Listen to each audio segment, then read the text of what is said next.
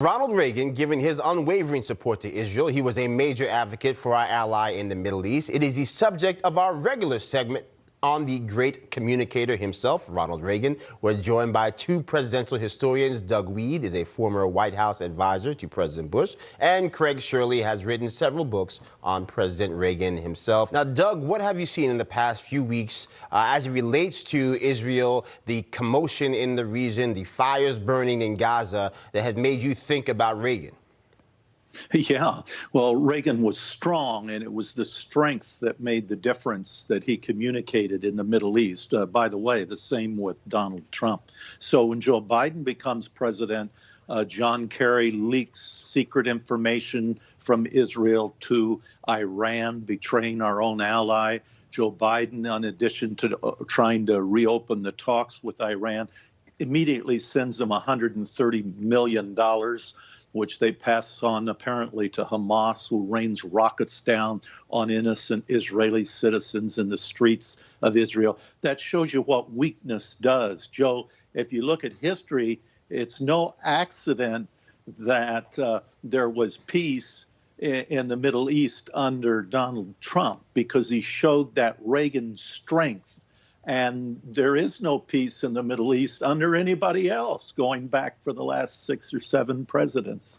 Craig, now I'll come to you because you talk about, Reagan famously saying peace through strength. It seems like strength is certainly nowhere to be found right now when it comes to us either having a strong affinity for our friend in the Middle East when it comes to Israel, having strength against Iran that has nuclear ambitions. It seems that we are on a pathway to appeasement. What are the lessons that we can learn from the region as it relates to U.S. intervention and support from the region that may actually help us figure out how to move forward here? Well, Brother Wead is exactly right. It is a test of strength. And that's why Reagan was so successful in the Middle East. And that's why Donald Trump is so successful in the Middle East. And that's why weaklings like Jimmy Carter and Joe Biden have been failures in the Middle East. That is the truth. That is the line in the sand.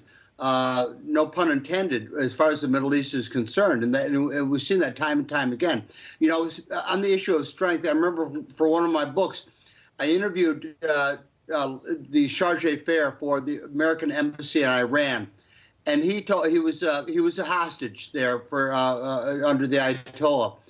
And he told me that there's no doubt in his mind that Reagan coming into office in 1980 and Carter going out is what got them out, because they were terrified of the strong man Ronald Reagan would take military action to free them, and they might be dead if they didn't release them to Ronald Reagan's tender mercies.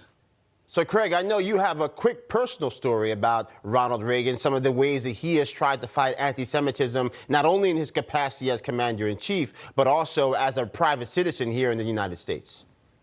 Yeah, that's right, Joe. Back when he was in his Hollywood days, long before he sought elective office, he was nominated for to become a member of a country club in Los Angeles, until he found out they had a policy against allowing Jewish members of the Jewish faith from becoming members. And Reagan was outraged when he learned and withdrew his application and withdrew his nomination to join that country club because of their anti-Semitic policy.